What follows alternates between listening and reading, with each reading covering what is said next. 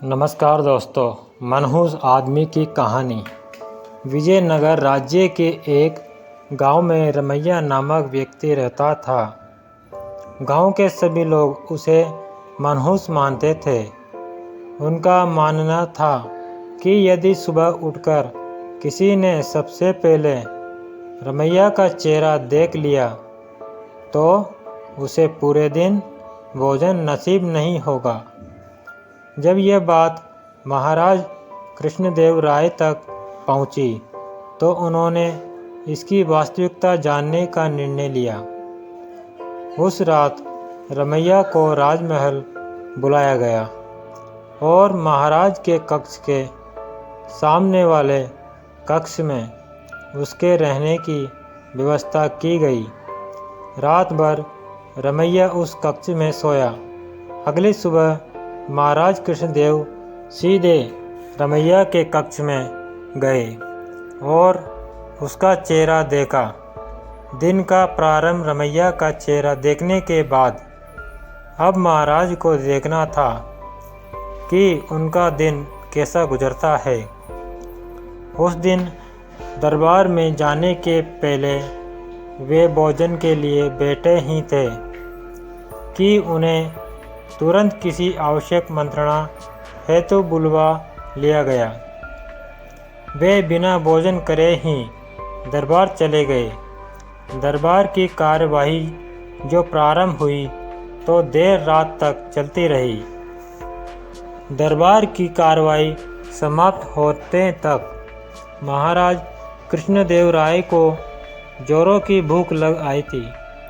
जब उन्हें भोजन परोस गया तो उन्होंने देखा कि उनकी थाली पर मक्खी बैठी हुई है। उन्होंने भोजन छोड़ दिया और अपने शयन कक्ष चले गए। कुछ देर बाद रसोइया जब पुनः भोजन बनाकर लाया तब तक उनकी भूख मर चुकी थी। वे बिना खाए ही सो गए। अब महाराज को विश्वास हो गया कि रमैया मनहूस है। उन्होंने उसे फांसी पर चढ़ा देने का आदेश दे दिया। रमैया की फांसी की बात जब उसकी पत्नी तक पहुंची तो वह रोते रोते तेनालीराम के पास गई और उससे सहायता की गुहार लगाई। तेनालीराम ने उसे आश्वासन देकर घर भिजवा दिया। अगली सुबह जब सैनिक रमैया को फांसी पर लटकाने ले जा रहे थे तो रास्ते में उनकी भेंट तेनालीराम से हुई। तेनालीराम ने रमैया के कान में कुछ कहा और चला गया। इधर फांसी गृह पहुंचने के बाद सैनिकों ने रमैया से उसकी अंतिम इच्छा पूछी। रमैया ने कहा कि मैं महाराज को एक संदेश भिजवाना चाहता हूँ। एक सैनिक द्वारा वह संदेश महाराज तक पहुँचाया गया।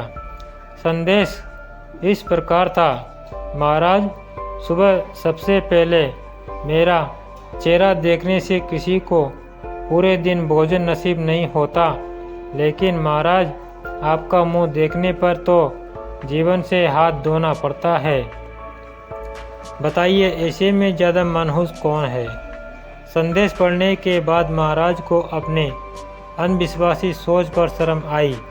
उन्होंने सैनिकों से कहकर रमैया को बुलवाया और पूछा कि ऐसा संदेश भेजने का परामर्श किसने दिया था। रमैया ने तेनालीराम का नाम लिया।